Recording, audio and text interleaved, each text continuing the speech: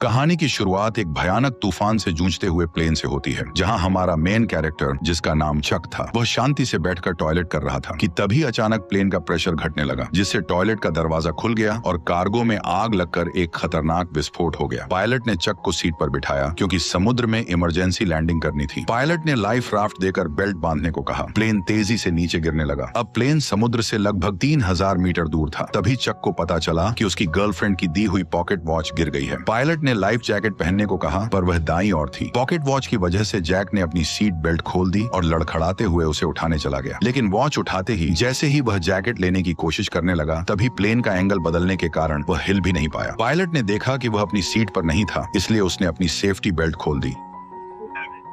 तेज झटकों से पायलट बुरी तरह घायल हो गया। पायलट ने प्लेन को समुद्र की सतह पर धीमी गति से टच कराया, लेकिन गलत लैंडिंग से पानी केबिन में भर गया। सेफ्टी बेल्ट न बंधे होने की वजह से चक की जान बच गई। तभी अचानक प्लेन का ऊपरी हिस्सा फट पड़ा और समुद्र का पानी प्लेन के अंदर भरने लगा। लेकिन किस्मत से चक के हाथ में इन्फ्लेटेबल राफ्ट था, पर जैसे ही उसने उसे खोला, तभी अचानक राफ्ट से जुड़ा हुआ हिस्सा प्लेन में फंस गया। डूबता हुआ एरोप्लेन चक को राफ्ट के साथ नीचे खींचने लगा, पर चक की किस्मत अच्छी थी क्योंकि राफ्ट से जुड़ी हुई रस्सी अचानक टूट गई और इस तरह लाइफ राफ्ट ने उसे खींचते हुए मौत के मुंह से बाहर निकाल लिया। आखिरकार चक सही सलामत समुद्र की सतह तक पहुंच गया। उसने अपनी पूरी ताकत लगाकर राफ्ट पर चढ़ने की कोशिश की और मरते दम तक राफ्ट के किनारे को कसकर पकड़े रहा, लेकिन वह धीरे धीरे उस इंजन की ओर बहने लगा जो अभी भी चल रहा था। पीछे खतरा देखकर उसने तुरंत आंखें बंद कर ली। तभी इंजन में आग लग गई और विस्फोट की लहर ने उसे उछालकर फिर से समुद्र में गिरा दिया। पूरा प्लेन एक जोरदार ब्लास्ट के साथ धीरे धीरे समुद्र में डूब गया, लेकिन खतरा अभी टला नहीं था। चक को न केवल समुद्र की तेज आंधी तूफान का सामना करना पड़ा, बल्कि एक के बाद एक उठती विशाल लहरों को भी झेलना पड़ा। वह बस लाइफ राफ्ट की रस्सी को कसकर पकड़े रहा। इसी तरह पता नहीं कितनी देर बीत गई और अचानक लाइफ राफ्ट की हवा निकल गई। तेज चट्टानों ने उसे फाड़ दिया। इसका मतलब था कि वह आखिरकार किनारे पर पहुंच गया था। वो अपनी आखिरी ताकत जुटाकर लाइफ राफ्ट को घसीटते हुए किनारे तक लाया। अगली सुबह जब धूप उसके चेहरे पर पड़ी, तब उसे महसूस हुआ कि वह जिंदा है और छोटे से आइलैंड पर बहकर आ गया है। लेकिन मौत के मुंह से बच निकलने के बाद भी उसे कोई राहत नहीं मिली, क्योंकि वह नहीं जानता था कि इस अनजान जगह पर उसे कौन कौन सी खतरनाक चीजों का सामना करना पड़ेगा। वह चलते चलते प्लेन से बिखरी हुई चीजें उठाता गया और आइलैंड के अंदर अपने ही जैसे लोगों की खोज शुरू कर दी। लेकिन जब उसने चारों ओर नजर डाली, तो उसका स्वागत केवल कभी खत्म न होने वाले सन्नाटे ने किया। इससे यह साफ था कि वो एक ऐसे आइलैंड पर फंस चुका था जो दुनिया के नक्शे पर भी नहीं था।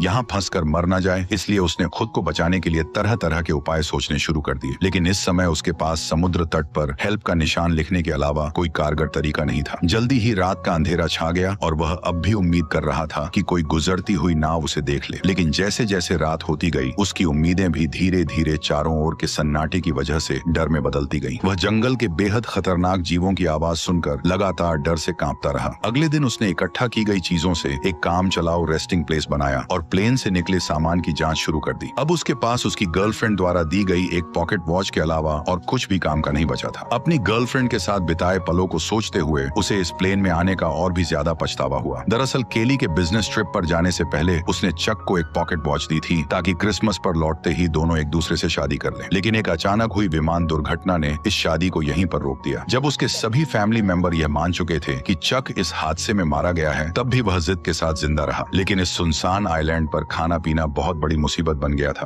और चक कब तक टिक पाएगा यह भी किसी को नहीं पता था। उसने अपनी कंपनी के बहुत से पार्सल वापस इकट्ठा किए, लेकिन उसने उन्हें खोलने का फैसला नहीं किया, क्योंकि उसके लिए यह उसके काम की ईमानदारी थी। चाहे वह अनजान टापू पर ही क्यों न फंसा हो, पर वह अब भी ग्राहकों के भरोसे को तोड़ना नहीं चाहता था। कल जो उसने समुद्र तट पर हेल्प के साइन बनाए थे, वे भी समुद्र की लहरों से कब के मिट चुके थे। उसे कुछ खराब लकड़ियों का इस्तेमाल करके फिर से हेल्प लिखना पड़ा। धीरे धीरे चक के मन में जिंदा रहने की चाह और भी बढ़ती जा रही थी। उसे पता था कि अगर यहाँ से निकलना है तो हर हाल में जिंदा रहना होगा। लेकिन इस वीरान छोटे टापू पर सख्त नारियल के अलावा उसे खाने लायक कुछ भी नहीं मिला, और क्योंकि उसके पास नारियल खोलने का कोई औजार नहीं था, इसलिए नारियल खोलना भी उसके लिए बेहद मुश्किल काम बन गया था। फिर उसने एक धारदार पत्थर से आखिरकार नारियल को फोड़ दिया और उसके पानी का स्वाद लेने लगा, जो उस पल उसके लिए अमृत जैसा था। लेकिन वह केवल नारियल से संतुष्ट नहीं हुआ। चक ने पेट भरने के लिए इस छोटे से टापू के अन्य हिस्सों की भी खोज करने का फैसला किया। वह यहाँ की सबसे ऊंची चोटी पर चढ़कर सब कुछ देखना चाहता था, लेकिन नुकीले पहाड़ी पत्थरों ने उसकी राह मुश्किल कर दी। इसलिए उसने पत्थर से अपनी पैंट का कपड़ा काटा, उसमें पत्ते मिलाए और एक जोड़ी जूते बना लिए। लेकिन जब वह पहाड़ की चोटी पर पहुंचा तब उसे पता चला कि यह सचमुच एक सुनसान टापू ही है। चारों ओर दूर दूर तक फैला समुद्र था, लेकिन उसके अलावा कोई और इंसान नजर नहीं आ रहा था। जब वह निराश होकर सोच रहा था कि आखिर वो कैसे अपनी जान बचा सकता है, तभी दूर एक अजीब सी चीज ने उसका ध्यान खींचा। वह बिना सोचे समझे उस चीज की ओर दौड़ पड़ा। उसे लगा था कि वह भी उसी की तरह जिंदा बचने वाला कोई पायलट है, लेकिन जब चक ने उस पायलट को पलट कर देखा तो पाया कि वह तो काफी समय पहले ही मर चुका था। दुखी मन से उसने पायलट की लाश को आइलैंड पर घसीट लिया और उसके पास से कुछ काम की चीजें इकट्ठा करने लगा। उसने एक जोड़ी अभी भी पहनने लायक जूते, एक टॉर्च जो अब भी जल सकती थी और एक बेकार हो चुका बटुआ अपने पास रख लिया। इसके बाद उसने पायलट के लिए एक कब्र खोदी और उसकी लाश को उसमें दफना दिया और उसकी मरने की तारीख एक चट्टान पर लिख दी। शाम के समय चक समुद्र तट पर बैठा अपने जूतों को निहार रहा था। उसके मन में एक अजीब सी उदासी थी। उसे लगा कि शायद अगली बार जो उस कब्र में लेटा होगा वह खुद ही होगा। इसे वजह से रात में चक सो नहीं सका। उसे समझ आ गया था कि अगर वह ऐसे ही हाथ पर हाथ रखे बैठा रहा तो उसका मरना तय है। इसलिए अगले दिन उसने जंगल में जिंदा रहने की कला सीखी। उसने पेड़ों की पत्तियों पर जमी ओस को इकट्ठा कर नारियल के खोल में जमा किया, क्योंकि उसे पीने के लिए साफ पानी चाहिए था। उसने लकड़ी की छड़ी को नुकीला कर मछलियों को पकड़ने का भाला बनाया। भले ही यह सब बेवकूफी भरा था, पर इस लगातार कोशिश ने उसे निराश नहीं होने दिया। उसी रात टॉयलेट करते वक्त उसने एक रोशनी देखी। वह जोर से चिल्लाया ताकि उस नाव का ध्यान खींच सके। उसे लगा जैसे उसे अब और यहाँ रहना नहीं पड़ेगा। उसने टॉर्च से संकेत दिया कि कोई उसे देख ले, लेकिन दूरी ज्यादा होने की वजह से यह हल्की सी रोशनी किसी काम की नहीं थी। जैसे जैसे वह रोशनी उसकी नजरों से धीरे धीरे ओझल होती गई, उसका दिल गुस्से और बेबसी से भर गया। इसलिए अगली सुबह सूरज निकलते ही वह बेसब्री से फटी राफ्ट लेकर उस जहाज की दिशा में बढ़ चला, क्योंकि यह उसके कई हफ्तों की कोशिशों के बाद मिली एकमात्र बच निकलने की उम्मीद थी। वह इसे यूं ही खोने को हरगिज तैयार नहीं था। हालांकि वह जैसे तैसे समुद्र को पार करना चाहता था, लेकिन वह बार बार लहरों की मार के आगे हार जाता था। उसने अनगिनत बार हिम्मत दिखाई, लेकिन हर बार समुद्र की लहरों ने उसे पीछे धकेल दिया। लेकिन फिर भी वह हार मानने को तैयार नहीं था। उसने बहुत कोशिश की, लेकिन आखिरकार समुद्र की लहरों ने उसे अपने अंदर समा लिया। पानी के अंदर पहुंचते ही अचानक उसकी जांघ एक नुकीले समुद्री पत्थर से टकरा गई और एक तेज दर्द ने चक की जांघ को खूनम खून कर दिया। इस वक्त उसमें अब और आगे बढ़ने की ताकत नहीं बची थी। वह बस टूटी फूटी राफ्ट को घसीटते हुए बुरी हालत में किनारे लौट आया। शाम के समय अचानक आसमान में तेज आंधी और मूसलाधार बारिश शुरू हो गई, जिससे पहले से ही घायल चक की मुसीबतें और बढ़ गईं। वह राफ्ट की मदद से केवल कंपनी के सामानों को ही ढक सका। फिर वो बारिश से बचने के लिए खून से बहती टांग के साथ कोई और जगह ढूंढने लगा। तभी उसे एक छोटी सी गुफा मिल गई और खुद को होश में रखने के लिए उसने कुछ घूंट गंदा बारिश का पानी पी लिया। लगभग पूरी तरह थक जाने के साथ उसका घायल शरीर अब और सहन नहीं कर सका और वह जमीन पर बेहोश हो गया। उसके पीछे रखी टॉर्च की बैटरी खत्म होते ही वो भी अंधेरे में डूब गई। अगले दिन चक फिर से तेज दर्द के साथ जागा। उसकी टांग के घाव में कीड़े लगने के लक्षण दिखाई दे रहे थे। इस सुनसान जगह पर अगर इसका इलाज ना हुआ तो उसे और भी बड़े खतरे का सामना करना पड़ेगा। जिंदा रहने की थोड़ी सी भी उम्मीद पाने के लिए उसे अपने मन की जिद छोड़नी पड़ी और उसने उन पार्सलों को खोलने का फैसला किया। पैकेजों में उसे एक दर्जन वीडियो टेप, एक गिफ्ट की तरह सजाया गया वॉलीबॉल, एक सुंदर महिला की लंबी ड्रेस और सबसे स्टाइलिश दिखने वाली एक जोड़ी स्केट्स मिले। लेकिन आखिरी पार्सल को उसने खोलने का फैसला नहीं किया। शायद इसलिए कि वह निराश नहीं होना चाहता था, या शायद इसलिए कि वह अपने लिए एक उम्मीद बचाकर रखना चाहता था। उसने पार्सल की पैकिंग में इस्तेमाल हुए फोम को अपने घाव पर लगाया। फिर जूतों के फीते खोलकर उसने उनसे काम चलाऊ पट्टी बांध ली। जूतों के ब्लेड उसके सबसे काम आने वाले औजार बन गए और लंबी ड्रेस की काली जाली से उसने एक आसान मछली पकड़ने का जाल बना लिया। मछली पकड़ने के औजार की मदद से कई दिनों बाद वह आखिरकार पहली बार पेट भर खाना खा सका।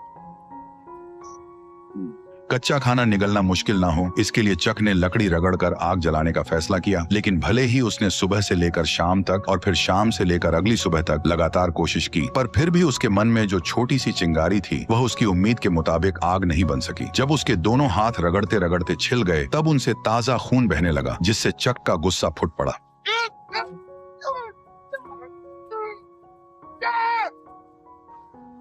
आइलैंड की मुश्किल जिंदगी और पुरानी चोटों ने उसे पूरी तरह तोड़ दिया था। चक ने किनारे बैठकर अपने घावों को पानी से साफ किया और तेज दर्द ने उसे परेशानी का एहसास फिर से करा दिया। अब उसके लिए जिंदा रहना एक ऐसा सवाल था जिससे वह भाग नहीं सकता था। अभी अभी गुस्से में फेंकी गई वॉलीबॉल उसके पैरों के पास पड़ी थी, जिस पर उसकी ताजा लाल हथेली की छाप बहुत ही चमकदार दिख रही थी। तभी उसके दिमाग में एक अजीब ख्याल आया। उसने अपनी लार से हथेली के निशान पर 2 आंखें और ऊपर हल्की सी मुस्कान बना दी। अब वह वॉलीबॉल एक इंसान के चेहरे जैसी लगने लगी। लगी थी। शायद बहुत ज्यादा अकेले रहने के कारण उसने तय किया कि वो इस चेहरे को अपना दोस्त बना लेगा। उसने वॉलीबॉल का नाम विल्सन रखा और उसे अपने पास रख लिया ताकि वह उसकी जिंदगी में उसका साथ दे सके। यह दृश्य थोड़ा अजीब जरूर था, लेकिन कम से कम उसे अकेला होना महसूस नहीं हुआ। विल्सन की निगरानी में चक को जैसे फिर से पूरी ताकत मिल गई। जैसे जैसे वह तेजी से लकड़ी को घिसता गया, लकड़ी के टुकड़ों के बीच सचमुच चिंगारी निकल आई।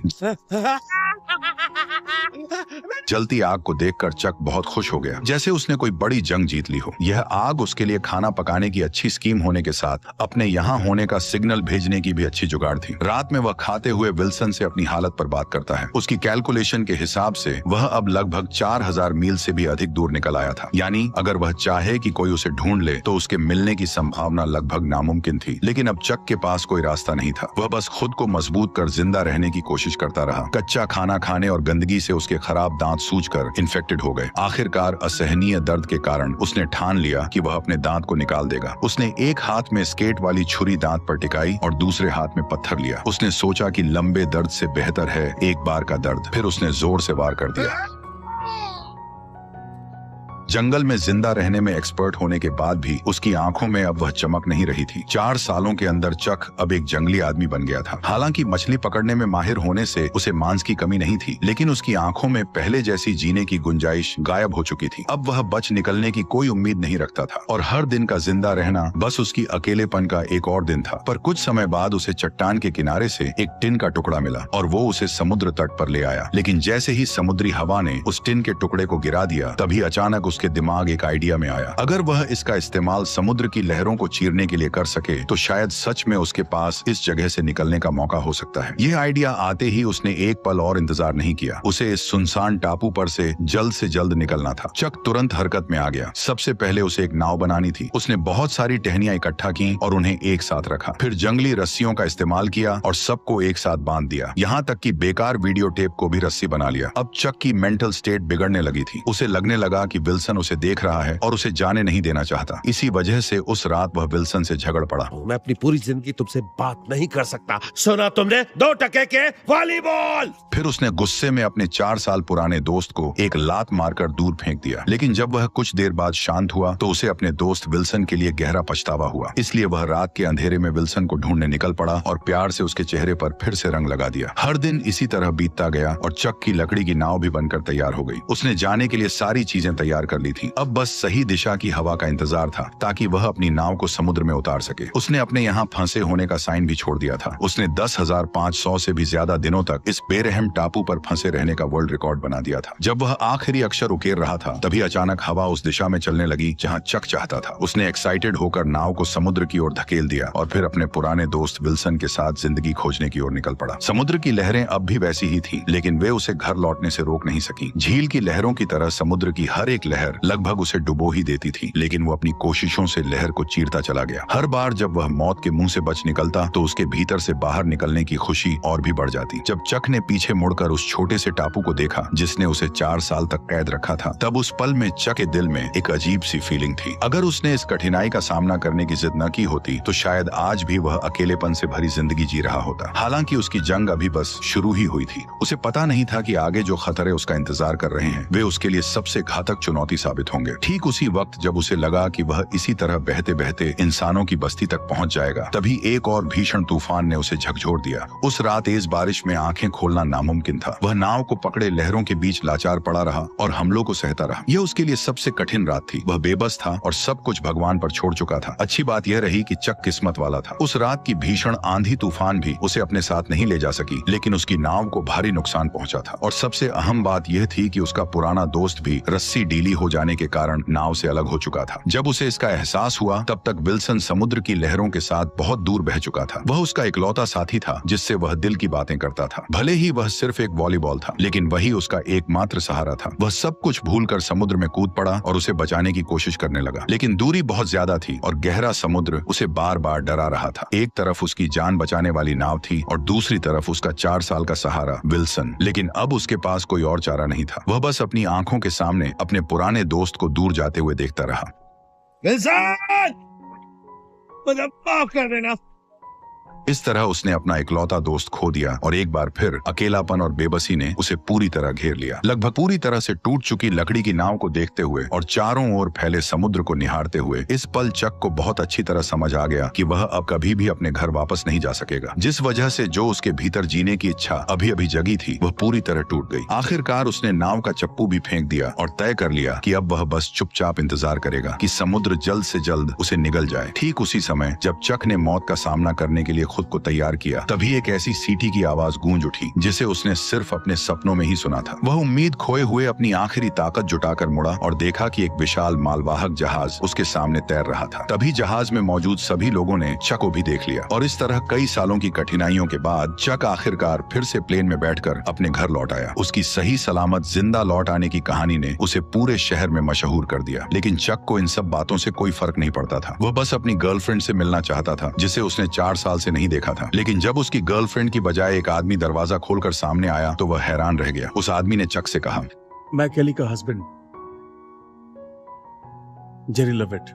तब उसे पता चला कि जिसे वह याद करता रहा वह अब शादीशुदा थी और एक बच्चे की मां बन चुकी थी। केली का हस्बैंड चक को शांत करते हुए अपनी पत्नी का बचाव कर रहा था। शायद तुम्हें उसे थोड़ा और वक्त देना चाहिए। इतना कहकर वह वहां से चला गया। केली को रोते देख चक को उसकी हालत समझ आ गई। वह समझ गया उसकी कोई गलती नहीं थी। चक भी शायद वही करता। उस रात कंपनी ने स्वागत में समुद्री जानवरों की दावत दी। मेज पर रखी स्वादिष्ट मछलियां और बड़े केकड़े देखकर उस पल चक ने कुछ अजीब महसूस किया। उसके मन में उस आइलैंड की यादें थीं, क्योंकि टापू पर उबाऊ लगने वाले केकड़े और मछलियां यहाँ लजीज खाना बन गई थीं। अगले दिन चक ने उस पार्सल को मंजिल तक पहुंचाया जिसे उसने टापू पर खोला नहीं था और एक थैंक्स लेटर भी दिया। उसने आभार जताया कि इसी पैकेज ने उसकी जान बचाई है। उस अजीब से पार्सल में क्या था जो इतने लंबे समय तक उसका साथी रहा, ये जानने के लिए उसने उसे कभी नहीं खोला। और इस तरह इस शानदार कहानी का अंत हो गया। तो अब तुम बताओ कि तुम्हें यह वीडियो कैसी लगी। अगर वीडियो पसंद आई हो तो मेरे चैनल पर जाकर और वीडियोस को भी जरूर चेक करो और कमेंट में बताओ कि अगली किस मूवी का एक्सप्लेनेशन देखना चाहते हो।